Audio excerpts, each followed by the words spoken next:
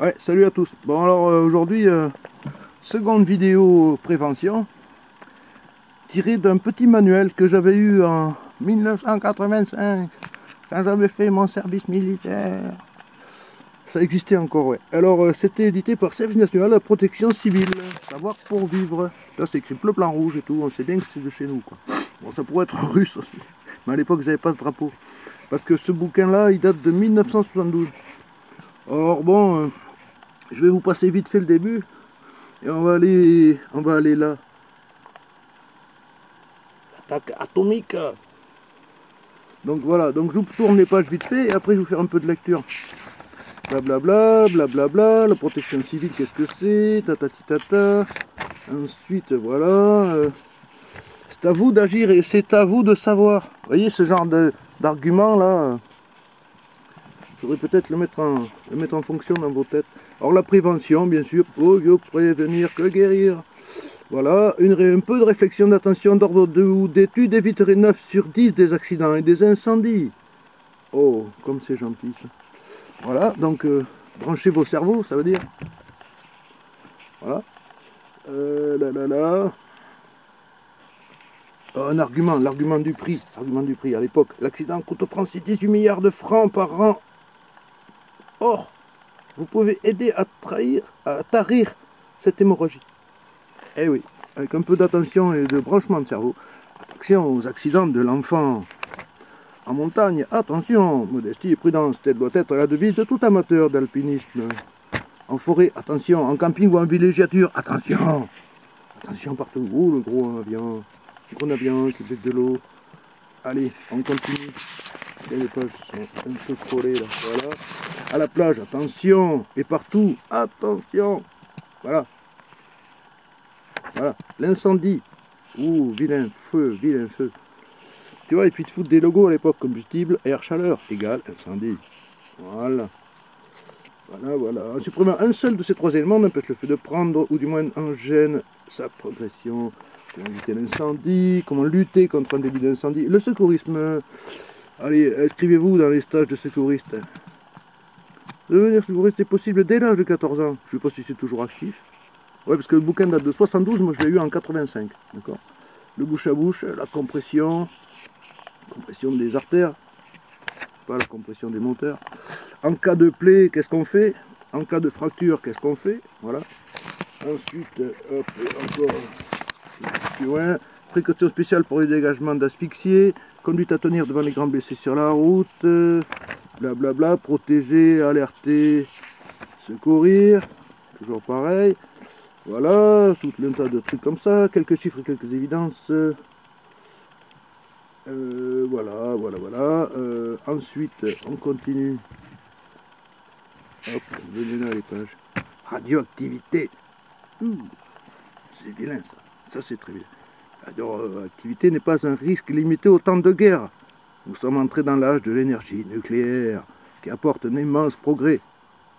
À l'époque, voilà, ils disaient que c'était un progrès. Mais maintenant, les gens disent que non. Bon, tant pis pour eux. Laissons les voilà, tout naturellement. Alors, ah tiens, un petit passage. Si par malheur un conflit nucléaire venait à se déclencher dans le monde, et même si notre pays n'y participait point, notre territoire n'en serait pas moins menacé. Il est alors indispensable que notre population soit informée des risques encourus et des moyens qui pourraient la protéger. Voilà. Alors, hop, quelques banalités. Alors toutefois, ce n'est pas l'État seul qui peut prendre en charge tous les équipements d'intérêt collectif qui seraient nécessaires à la protection de tous. Donc que chaque particulier assume ses responsabilités. Chacun a une tâche à remplir et chacun a des gestes à accomplir pour contribuer à la sécurité personnelle. Voilà. Alors, l'explosion nucléaire entraîne trois effets localisés immédiats, un effet de souffle, blabla, un rayonnement thermique très bref, blabla, un rayon irradiant initial. Voilà, alors le rayonnement irradiant initial d'une minute environ, très intense, mais à la portée limitée, et peut être arrêté par de fortes épaisseurs de matériaux, béton, acier. Ces trois éléments sont les plus terribles à proximité du point d'explosion. Bon, voilà, on va passer un peu. Alors, bouge pas, on va avancer un peu. Non, attends, on continue. Puis, dans la boule de feu produite par l'explosion, touche le sol, quand la boule de feu produite par l'explosion touche le sol, de grandes quantités de matériaux sont arrachés et pulvérisés en fines poussières qui sont rendues radioactives. Ces poussières très fines sont alors projetées à une très haute altitude. Ça va très haut, plusieurs kilomètres, on va dire. Voilà, elles dérivent au gré des vents et retombent lentement sur le sol. Cette retombée, qui peut durer jusqu'à 24 heures après l'explosion, affecte généralement la forme horizontale d'un cigare. Bon. Les premières poussières qui retombent sont les plus grosses et les plus dangereuses, mais leur radioactivité diminue assez rapidement avec le temps. Il faut se souvenir que la radioactivité est divisée par 10 chaque fois que le temps est multiplié par 7. Ah, c'est compliqué, c'est compliqué, c'est compliqué. Oui, ben 7 jours, 7 heures, 7 semaines, 7 mois. Vous voyez. Alors, si vous avez une explosion nucléaire aujourd'hui, dans une semaine, la radioactivité aura baissé de 10 fois. Voilà.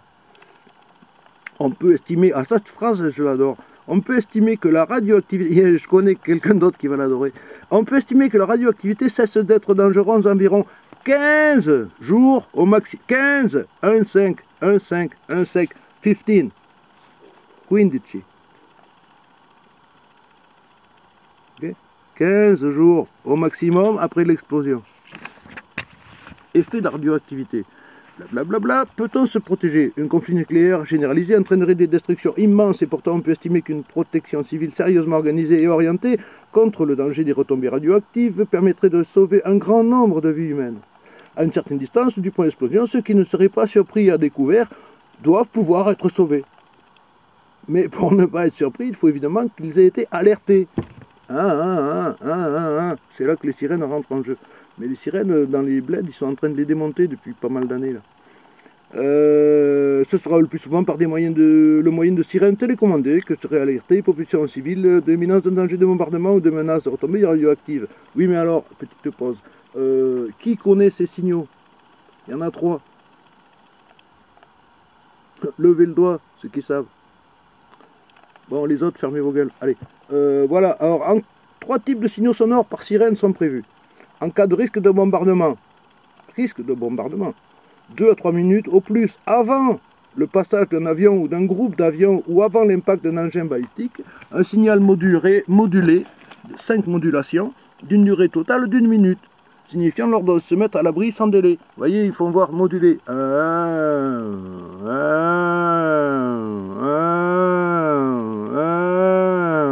Un peu comme ça. En cas de risque de retombée radioactive, un signal analogue au signal numéro 1, mais ponctué, comme une émission de morse ou les coups de sirène d'un bateau, signifiant ordre de se mettre à l'abri rapidement. Ah oui, parce que le premier, c'était ordre de se mettre à l'abri sans délai. Sans délai, tu te l'abrites là où tu es. Tu vas dans un magasin, dans une cave, n'importe où. Voilà. Ordre de se mettre à l'abri rapidement. Alors 5 petits coups. Vous voyez, 5 petits coups comme ça. 1, 1, 1, 1.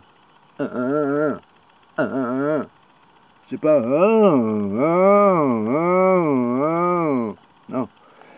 Et après, lorsque le tout danger de bombardement ou de retombée est écarté ou a disparu, un signal continu d'une durée de 30 secondes, c'est pas beaucoup, signifiant autorisation de sortir des abris. Voilà. Il ne faut pas oublier que les avions ou les engins ne seront ni vus ni entendus, les uns et les autres allant plus vite que le son. Nous serons devenus comme sourds et aveugles à l'approche du danger lui-même. Les sirènes seront le seul moyen d'être alertés. Elles constituent le dernier maillon d'une chaîne qui commence au détecteur électromagnétique radar de la défense aérienne placé aux frontières de notre pays. Pour ces raisons, il faut retenir que les signaux 1 et 2 seront renouvelés à chaque nouvelle approche d'avion ou d'engin. Vous voyez, déjà à l'époque, ils disaient d'engin. Ils ne savaient même pas de quel engin ils parlaient, mais d'engin. Bon. Ces 2 signaux constituent non pas des avis, mais des ordres impératifs de s'abriter sans délai dans le premier cas, le plus rapidement possible dans le second. Les signaux 1 et 3 sont bien connus du public des grands centres. Ce sont ceux qui sont diffusés à l'occasion des essais périodiques du premier jeudi de chaque mois à 12 h. Or ça, je pense que c'est fini, ça n'existe plus du tout. Un dispositif à l'étude pour alerter aux retombées des populations rurales par des moyens sonores à grande puissance. Il est vraisemblable que les postes radiodiffusion y joueront un grand rôle. À l'époque, les gens écoutaient la radio. Alors, ensuite, allez, voilà. Je ne vais pas tout vous lire, il y en a plein de pages. Alors, les abris. Voilà, donc voilà, les abris, les abris anti-souffle, les abris anti-retombées, voilà, quelques banalités, quoi, C'est dans les sous-sols qu'on trouve la meilleure protection. Plus les sous-sols sont enterrés, meilleure est la protection. Plus c'est profond, plus c'est bon. De plus, différents cas peuvent se présenter. Ah, vous habitez une maison individuelle ancienne, construite en maçonnerie avec du mur épais, et il y a une bonne cave enterrée. Ce genre de cave offre en général une protection satisfaisante et il suffira de l'aménager après avoir bouché les soupiraux. Vous chercherez dans le dictionnaire si vous ne savez pas ce que c'est un soupirail. Un soupirail, des soupiraux.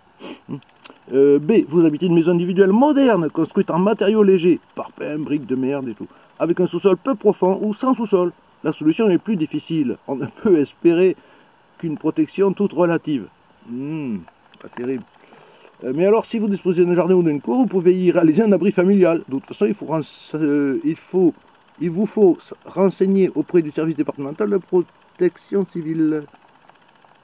Si vous habitez un immeuble collectif, il vous faut alors que vous vous groupiez et pour aménager un abri commun avec vos proches voisins, en principe dans le sous-sol. Alors, à l'époque, on pouvait parler aux voisins, quoi. Tu vois, mais de nos jours, casse-toi vite, ne reste pas là. Va faire ton truc tout seul, demande pas aux autres, parce qu'ils vont te prendre pour un gaga. Alors, le plafond de la gagne, bon voilà. On va avancer un peu. Ce type d'abri, alors les abris, un petit bout. Ce type d'abri comporte une entrée formant sas où se trouvent les WC et les poubelles. Ouais, tu fous les WC près de la sortie, tu vois, pas au fond du truc. Cette entrée est isolée de l'abri proprement dit par un rideau épais, minimum. Alors, on va avancer un peu. Là, il y a des plans, vous voyez, étaiement de cave. Étaiement de cave, emploi du fer. Alors, vous voyez, bon, il y a un petit plan, là, vous ferez un blocage d'écran pour regarder ça, si vous voulez. Étaiement de cave, emploi du bois. C'est un peu le même principe. Hein. Les assemblages sont dédiés au bois, bien sûr.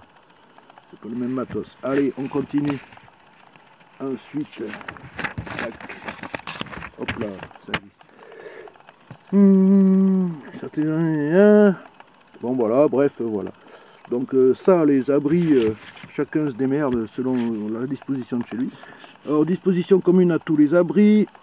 À l'entrée des abris, il faut prévoir un sas de fortune où l'on pourra se débarrasser des vêtements ou chaussures, Alors bon, tout ça, vous trouvez toutes ces banalités partout. Ouais. Mais c'est des banalités utiles, attention, on ne dit pas le contraire. On ne dit pas que c'est naze, non. C'est pas parce qu'on le voit partout que c'est naze. C'est pas comme d'autres trucs. Voilà, ça c'est utile. Voilà. Si votre abri est suffisamment vaste et que vous puissiez disposer d'au moins 14 mètres cubes par personne, la ventilation naturelle sera suffisante. Si le volume dont dispose chaque occupant est plus faible, on pourra laisser ouverte la porte de l'abri après la chute des retombées. Ouais. Si chaque occupant ne dispose en principe que de 3 mètres cubes d'espace libre, il faut envisager une ventilation mécanique. De toute façon, il faudra éviter la ventilation de l'abri. Oui, parce que pour calculer les mètres cubes, il faut calculer un peu. Il faut brancher son cerveau et tout. Parce que peut-être ta calculette ou ton smartphone, il ne marche pas. Il ne marche pas. Il ne marche plus. Tout ce qui est électrique ne marche plus, peut-être. Parce qu'il y a eu le truc atomique. Vous voyez? Voilà. Ouais, parce que une explosion atomique peut entraîner aussi une EMP, électromagnétique pulsation. Voilà. De toute façon, il faudra éviter la ventilation de l'abri pendant la période de la chute des retombées. La cave ou l'abri ne doit pas pouvoir risquer d'être inondé par des ruptures de canalisation ou d'égout. Ça, tu ne peux pas le deviner. De même, il faut toujours penser au risque présenté par des conduits de gaz, fermer le robinet chef, toujours placé à l'extérieur, de chauffage à vapeur, par exemple, enrobé dans un coffrage rempli de sable et d'électricité. Le service national de la protection civile et votre préfecture est à votre disposition pour venir. Voilà, la vie dans l'abri. Ok, alors la vie dans l'abri, bon, le matos un peu qu'il faudrait équiper l'abri. Vous voyez, bon, voilà. Moi, j'avais déjà barré des trucs il y a longtemps, il y a très longtemps. Et voilà. Et alors après, ensuite, ceci, il faut avoir en permanence dans l'abri des approvisionnements permettant de rester 15 jours sans ravitaillement. C'est un minimum. Ces provisions doivent être contenues dans des emballages solides et étanches pour contenir les liquides. Évitez d'utiliser le verre. Prenez plutôt des récipients en plastique ou en métal. Choisissez des aliments pouvant être consommés froids. Évitez les plats trop salés ou épicés. constitue également une réserve d'eau qui est plus nécessaire que les aliments pour 2 semaines. On compte 2 litres par jour, soit 28 litres par personne, et 3 litres par jour par enfant en bas âge, soit 42 litres. Stocker de l'eau minérale ou même de l'eau ordinaire. Ouais, voilà. Voilà.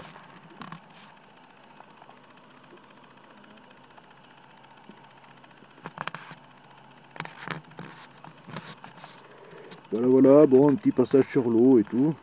Ensuite, alors, tiens, on va sauter là.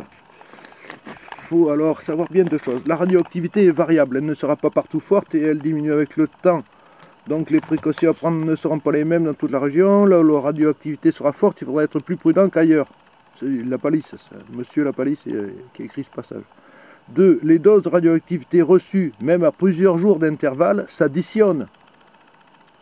Il y a un total à ne pas dépasser, c'est ce que l'on appelle le seuil. Par contre, dessous de ce seuil, il n'y a pas de danger. Les occupants d'un abri, un truc un peu important, pourront donc en sortir après les 2 ou 3 premiers jours. Et cela particulièrement si le dit abri était installé dans un sous-sol. Mais ces sorties devraient être très brèves et effectuées à tour de rôle, pour accomplir des tâches urgentes, genre vider les chiottes, quoi. Mais sinon, si tes chiottes sont assez grandes, reste dedans un peu plus longtemps. Ouais. Dans tous les cas, elles ne pourraient être faites sans danger qu'en suivant les instructions données au fur et à mesure par la protection civile, d'où la nécessité d'avoir un poste de radio à transistor à pile et de s'assurer dès maintenant qu'il fonctionne parfaitement dans l'abri en installant au besoin une antenne extérieure. Alors, ensuite, voilà, ouais, je vous lis pas tout, sinon on va pas en finir. J'ai 10 minutes qu'on est là. Décision du gouvernement en cas de tension internationale grave dépendre évidemment des événements qui sont imprévisibles. De toute manière, il n'y aurait pour les populations que 2 solutions. Ou rester sur place et utiliser les abris, ce qui est à prévoir. Ce qui est à prévoir. Ce qui est à prévoir. Prévoir, ça veut dire faire avant. Ok? C'est pas le jour de l'explosion, tu dis tiens, je vais faire un abri. Non, tu fais ça maintenant, là, donc tout va bien.